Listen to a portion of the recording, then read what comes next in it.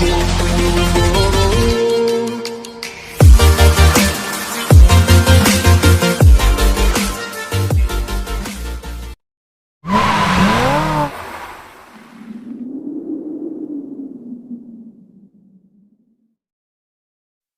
dear students. Subscribe this channel and hit the bell icon.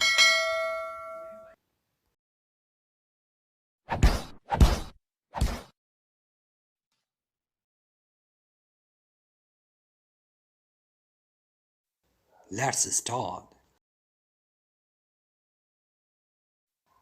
Edgar Allan Poe's The Oval Portrait, short animation for you.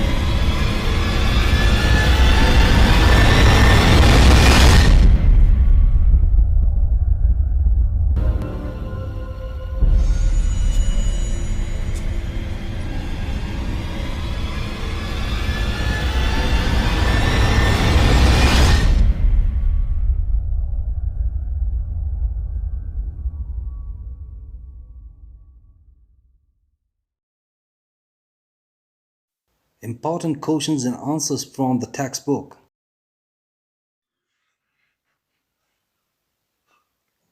Answer these questions. यी प्रश्नहरूको उत्तर दिनुहोस्.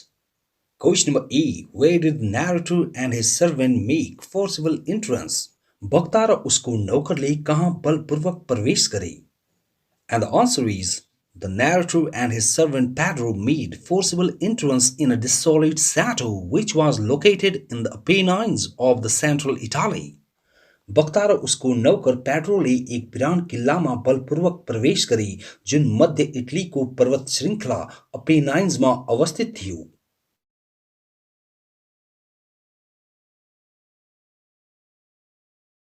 Now points to remember.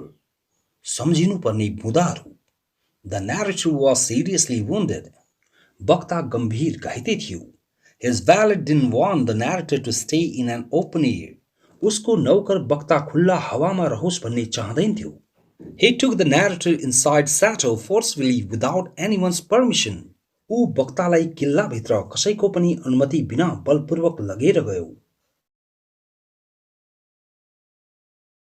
Question number B. Which special picture did the narrator notice in the room?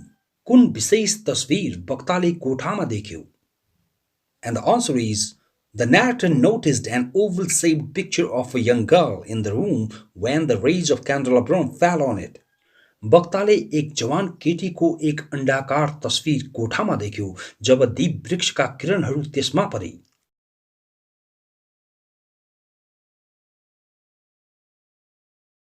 The narrator didn't notice it before. वक्ताले त्यसलाई पहिले देखेन. The young girl seemed just ripening into womanhood in that picture. त्यो तस्वीरमा जवान केटी भर्खरै नारीत्वमा ढल्केकी जस्ती देखिन्थिन्. The picture of that woman was so beautiful which attracted the narrator's attention. त्यो महिलाको तस्वीर निकै सुन्दर थियो जसले वक्ताको ध्यान आकर्षण गर्यो. Now points to remember. सम्झिनुपर्ने बुँदाहरू. The oval picture of a young girl made him awake and too much curious. एक जवान केटीको तस्विरले वक्तालाई ब्युझ्यायो र उसलाई साह्रै उत्सुक बनायो. He kept on reading the history behind the portrait in his serious state. ऊ आफ्नो गम्भीर अवस्थामा रूपचित्रको इतिहास पढिरह्यो. He was totally engrossed in finding its background through the book which he had found in bed. ऊ पुस्तक मार्फत त्यसको पृष्ठभूमि भेटाउँदा पूर्ण रूपले मग्न भयो जुन उसले ओछ्यानमा भेटाएको थियो.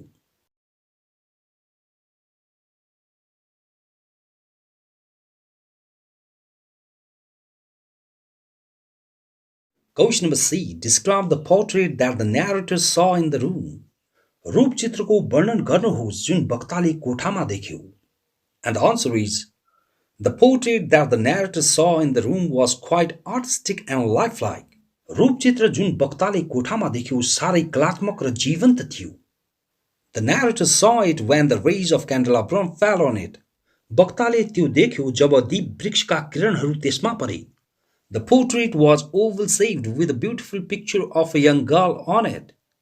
रूपचित्र अण्डाकार थियो जसमा एकजना जवान केटीको तस्विर थियो. Its frame was richly decorative. त्यसको बाहिरी ढाँचा उच्च रूपले सजिएको थियो. The young girl seemed just ripening into womanhood. जवान केटी भर्खरै नारीत्वमा ढल्केकी जस्ती देखिन्थिन्. The narrator seemed completely startled to find the lady's shoulder and head with radiant hair so real. वक्ता महिलाको कुम र टाउको सँगै चम्किला कपाल निकै वास्तविक देख्दा पूर्ण रूपले चकित देखिन्थ्यो. The brushwork of tints in portrait seemed so real in the portrait. रूपचित्रमा ब्रुस कार्यका छायाहरू साह्रै वास्तविक देखिन्थे.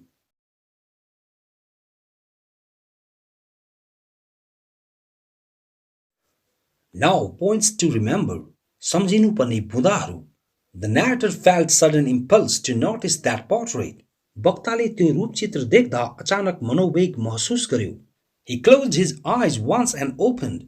उसले एकपटक आफ्नो आँखाहरू बन्द गर्यो र खोल्यो. He couldn't believe his eyes to see such a wonderful artistic creativity. उसलाई त्यस्तो एक गजबको कलात्मक सृजना देख्दा आफ्नो आँखाहरूमा विश्वास लाग्न सकेन. Question number D. What is the relationship between the portrait painter and its subject? रूपचित्रको कलाकार र त्यसको विषयको बीच सम्बन्ध के हो? And the answer is, the relationship between the portrait painter and its subject is husband and wife. रूपचित्रको कलाकार र त्यसको विषय बीचको सम्बन्ध श्रीमान र श्रीमती हो. The husband of the subject or lady is a passionate painter who has painted his wife's portrait. विषय अर्थात महिलाको श्रीमान भावपूर्ण कलाकार हो जसले आफ्नो श्रीमतीको रूपचित्र रंग्याएको अर्थात बनाएको हो. He has painted his wife's portrait taking many weeks. उसले आफ्नो श्रीमतीको रूपचित्र धेरै साताहरू लगाई बनाएको हो.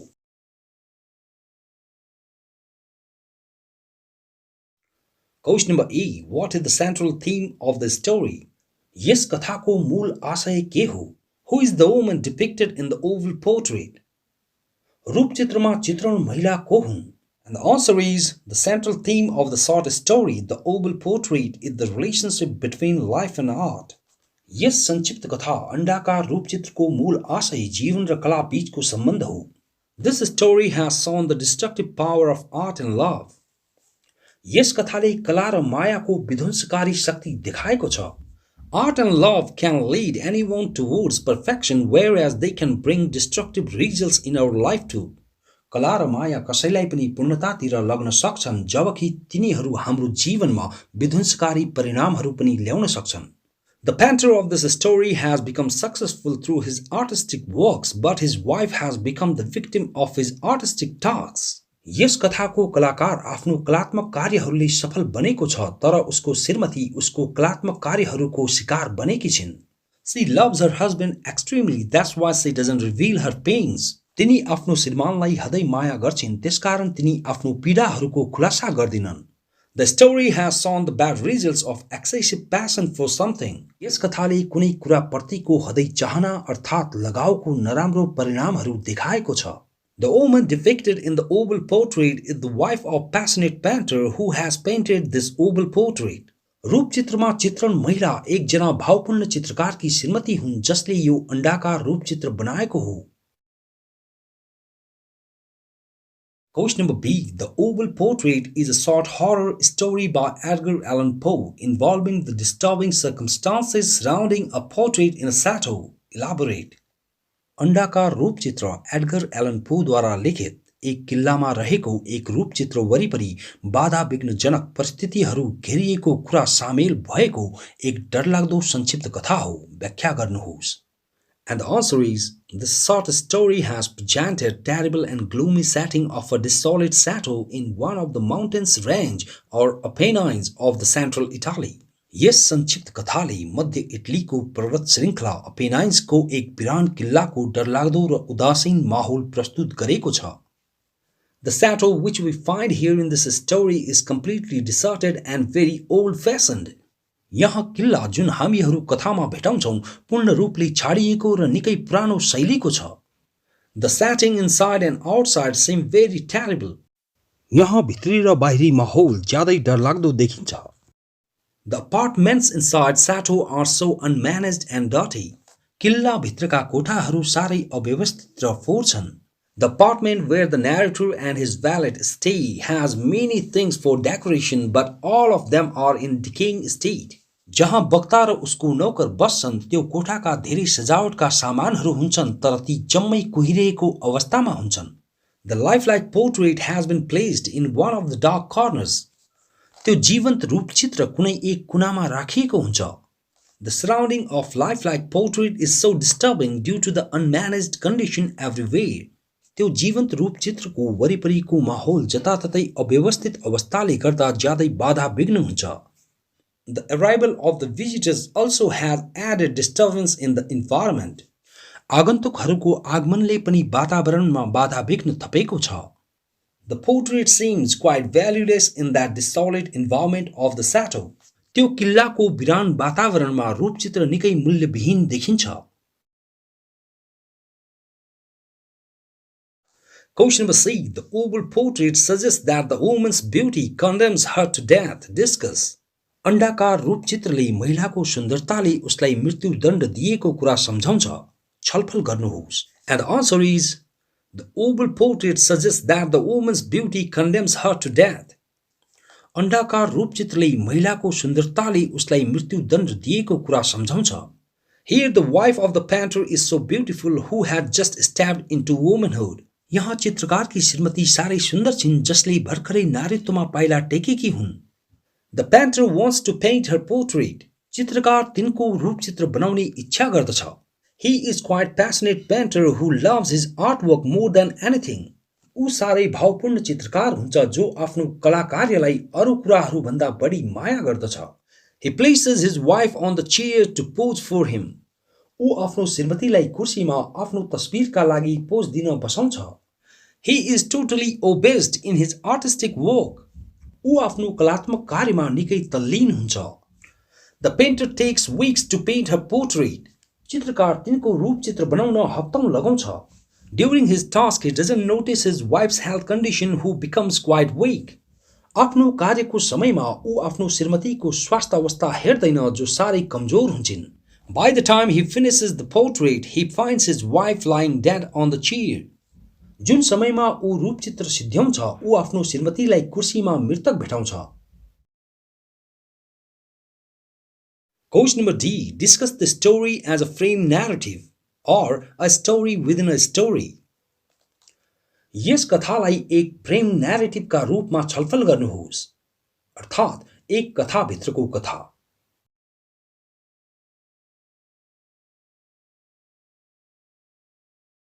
And the answer is, frame narrative is a literary technique that reveals about a story within a story. Frame narrative एक साहित्यिक तकनिक हो जसले एक कथा भित्रको कथाका बारेमा बताउँछ। It starts with a different plot and setting of a story, but later on emerges out with the next story within it. यो एक फरक कथासार र माहौलसँगै सुरु हुन्छ तर पछि गएर त्यस भित्रबाट एक अर्को कथा बाहिर आउँछ। Here, this technique reveals us how a single story involves the next story within it. यहाँ यस तकनिकले हामीहरूलाई एक कथा भित्र कसरी अर्को कथा सामेल हुन्छ भन्ने कुरा बताउँछ। The story starts with different information of the narrator and his valet with different setting. कथा वक्ता र उसको नौकरसँगै फरक माहौलको फरक सूचनासँगै सुरु हुन्छ. The readers here move along with the story's flow at first, but later on the next story starts within it with amazing description of oval portrait, its detail and background information. यहाँ पाठकहरू कथाको प्रभावसँगै बढ्छन्, तर पछि गएर अर्को कथा रूपचित्रको गजबको वर्णन, त्यसको विवरण र पृष्ठभूमिको सूचना साथ सुरु हुन्छ. The readers reach of the next level of the story. पाठकहरू कथाको अर्को तहमा पुग्दछन्. The technique of frame narrative works, showing a single story and the next story within it. Frame न्यारेटिभको तकनिक एक कथाभित्र अर्को कथा देखाउँदै कार्य गर्दछ. Question number E. The story is told in a descriptive style with plenty of imagery and symbolism. कथा बिम्ब र प्रतिवादको प्रचुरता साथ वर्णनात्मक शैलीमा भनिन्छ.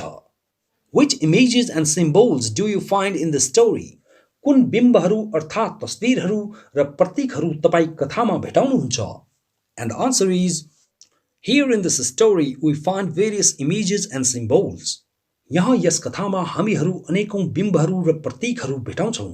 The writer has used images to present his horror elements beautifully here in this story where there is immense use of darkness and light. लेखकले तस्बिरहरू कथामा आफ्ना डरलाग्दा तत्त्वहरू सुन्दर ढंगले प्रस्तुत गर्न प्रयोग गर्नु भएको छ, जहाँ अन्धकार र प्रकाशको बढी प्रयोग छ. The image of desolate chateau in the Apennines has created beginning thriller for the audience. अपेनाइन्समा अवस्थित वीरान किल्लाको बिम्बले पाठकहरूका लागि प्रारम्भमा डरलाग्दो सुरुवात सिर्जना गरेको छ. In the similar way, the image of two visitors in the dark, desolate setting has increased the reader's curiosity. सोही प्रकारले दुईजना आगन्तुकहरूको बिम्बले पाठकहरूको उत्सुकता बढाएको छ. Inside the chateau, the writer has used many images to present the setting of apartments, torrent, etc. किल्लाभित्र लेखकले धेरै बिम्बहरूको प्रयोग कोठाहरूको, tower इत्यादिको माहौल प्रस्तुत गर्न गर्नुभएको छ. Here we find various images as dark rooms, wall tapestries, trophies, the oval painting among other paintings, candelabrum, book, rays of light, etc. यहाँ हामीहरू अनेकौं बिम्बहरू भेटाउँछौं, जस्तै अँध्यारा कोठाहरू, भित्ताका बुट्टाहरू, पुरस्कारका कपहरू, अन्य रूपचित्रहरूमा अण्डाकार रूपचित्र, दीप वृक्ष, पुस्तक, प्रकाशका किरणहरू इत्यादि. The historical background of the oval portrait also has presented the image of Panther and his wife in a high torrent of the chateau. अण्डाकार रूपचित्रको ऐतिहासिक पृष्ठभूमिले किल्लाको ऊँचो टावरभित्र चित्रकार र उसको श्रीमतीको बिम्ब पनि प्रस्तुत गरेको छ. The perfect use of images has presented this story with Gothic elements beautifully. बिम्बहरूको पूर्ण प्रयोगले यस कथाका डरलाग्दा तत्त्वहरूलाई सुन्दर ढंगले प्रस्तुत गरेको छ. Like images, the symbols also have played vital role to understand this story in its deeper level. बिम्बहरू जस्तै प्रतीकहरूले पनि यस कथालाई यसको गहिरो तहमा बुझ्न महत्त्वपूर्ण भूमिका पनि निर्वाह गरेको छ.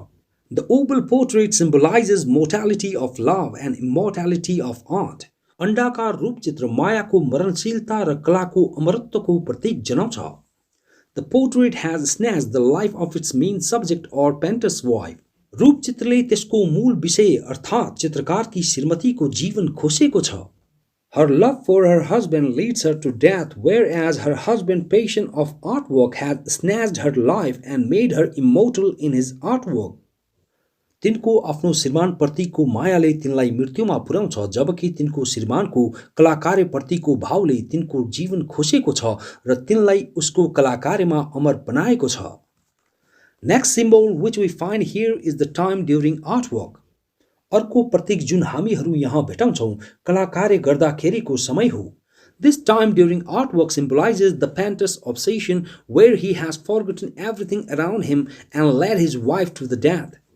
कलाकार्यको यो समयले चित्रकारको पागलपनको प्रतीक जनाएको छ, जहाँ ऊ आफ्नो वरिपरिको प्रत्येक कुरा बिर्सेको छ र आफ्नो श्रीमतीलाई मृत्युमा पुर्याएको छ. Question number F. What does the expression "she was dead" mean? यो अभिव्यक्ति तिनी मरेकी थिइनको के अर्थ लाग्दछ? And the answer is, The expression "she was dead" means the shocking moment of the death of Panter's wife on the chair. यो अभिव्यक्ति तिनी मरेकी थिइन् चित्रकारकी श्रीमतीको कुर्सीमा मृत्युको अचम्मित क्षणको अर्थ लाग्दछ. The painter was quite obsessed with his painting. चित्रकार आफ्नो चित्रकलासँग निकै तल्लीन थियो. He was totally engrossed in his task of painting. ऊ आफ्नो चित्रलेखको कार्यमा पूर्ण रूपले मग्न थियो. He forgot to inspect his wife's condition. ऊ आफ्नो श्रीमतीको अवस्था जाँच्न बिर्सियो. He kept on painting his wife's portrait for weeks. ऊ आफ्नो श्रीमतीको रूपचित्र हप्तौंसम्म कोरिरह्यो. When he turned his painting towards his wife being happy, he found his wife dead posing on the chair. जब उसले खुसी हुँदै चित्रलेख आफ्नो श्रीमतीतिर घुमायो, उसले आफ्नो श्रीमतीलाई कुर्सीमा पोज दिइरहेको अवस्थामा मृतक भेटायो.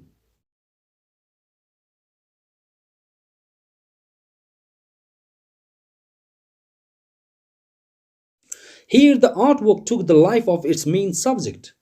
यहाँ कलाकार्यले आफ्नो मुख्य विषयको ज्यान लियो. Question number 8. Do you think there is life in art? के तपाईलाई कलामा जीवन हुन्छ भन्ने लाग्दछ?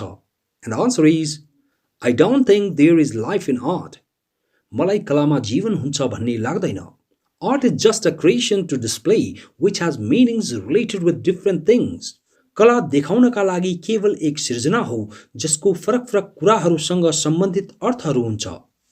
But in literal sense, artists create life in art. तर साहित्यिक सोचमा कलाकारहरू कलामा जीवनको सृजना गर्दछन्. They try to find out life within the art. तिनीहरू कलाभित्रबाट जीवन खोज्ने प्रयास गर्दछन्. Question number B. As a thing of art, nothing could be more admirable than the painting itself. Explain.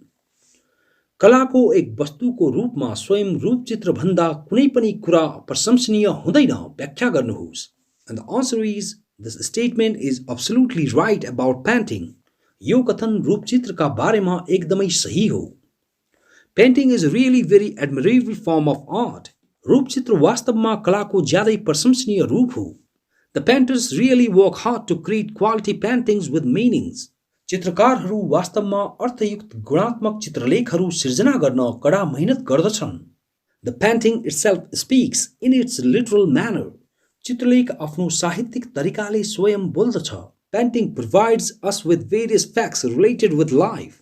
चित्रलेखले हामीहरूलाई जीवनसँग सम्बन्धित तथ्यहरू उपलब्ध गराउँछ. Here in this story, the oval portrait is one of the finest examples which has startled the narrator. यहाँ यस कथामा अण्डाकार रूपचित्र एक सबैभन्दा राम्रो उदाहरण हो जसले वक्तालाई चकित बनाएको छ. He feels completely puzzled to see that painting. ऊ त्यो चित्रलेख हेर्दा पूर्ण रूपले अल्मलिन्छ. He wants to know about its lady and painter. ऊ त्यसमा रहेकी महिला र चित्रकार बारे जान्न चाहन्छ. Question number C. A more intense look at the painting reveals the illusion. चित्रलेख जति बढी हेर्छौं, चित्रलेख त्यति भ्रमको खुलासा गर्दछ. Have you noticed any such painting? के तपाईले यस्तो चित्रलेख देख्नु भएको छ? And the answer is, yes, I have noticed such painting. हो, मैले यस्तो चित्रलेख देखेको छु. The painting becomes more meaningful when it is watched by the viewer who is passionate about paintings. चित्रलेख ज्यादै अर्थपूर्ण बन्दछ जब यसलाई यस्तो दर्शकद्वारा हेरिन्छ जो चित्रलेखहरूका बारेमा भावपूर्ण हुन्छ. But for those viewers who don't have idea about paintings find illusion all the time. तर ती दर्शकहरू जसलाई चित्रलेखको कुनै ज्ञान छैन सधैँ भ्रम मात्र भेटाउँछन्. In my case, I was a typical painting for a long time, but I didn't get meanings about it. मेरो मामिलामा मैले एउटा अनौठो चित्रलेख लामो समयसम्म हेरे तर त्यसबारेमा मैले अर्थहरू प्राप्त गरेन. I tried a lot to grasp its meaning but vain. मैले त्यसको अर्थ प्राप्त गर्ने धेरै प्रयास गरे तर व्यर्थ भयो. Later on, I got its meaning from my friend. पछि गएर मैले त्यसको अर्थ साथीबाट प्राप्त गरे.